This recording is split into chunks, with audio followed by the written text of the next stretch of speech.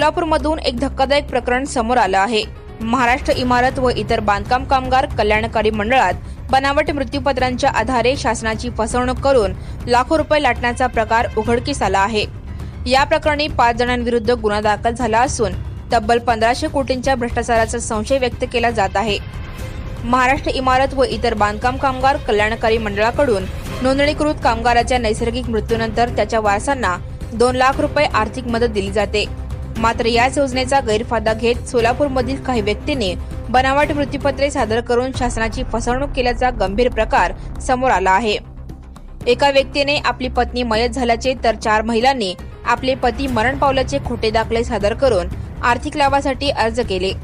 यापैकी तिघींना प्रत्येकी 2 लाख रुपये म्हणजेच एकूण 6 लाख रुपये मिळाले। मात्र त्यांचा हा फसवा प्रकार उघड झाला।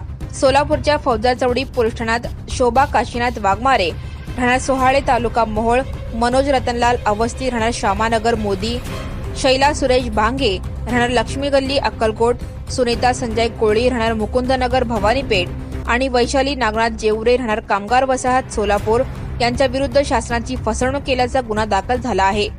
या सर्वांना नोटीस बजावण्यात आल्या असून सहाय्यक पोलीस निरीक्षक विजय जाधव यांच्या नेतृत्वाखाली सखोल तपास सुरू आहे। या प्रकरणाने बांधकाम कामगार कल्याणकारी मंडळातील संभाव्य भ्रष्टाचारावर प्रकाश टाकला आहे। मागील वर्षभरात बांधकाम कामगारांच्या नोंदणीत अचानक वाढ झाल्याची दिसून आली आहे।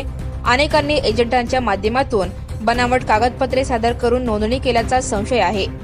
काही संघटनांनी यावर आक्षेप घेत चौकशीची मागणी केली आहे। एजंटांना ठराविक रक्कम देऊन बनावट नोंदणीपासून ते योजनेच्या लाभापर्यंत सर्व प्रक्रिया केली जात असल्याचा आरोप आहे।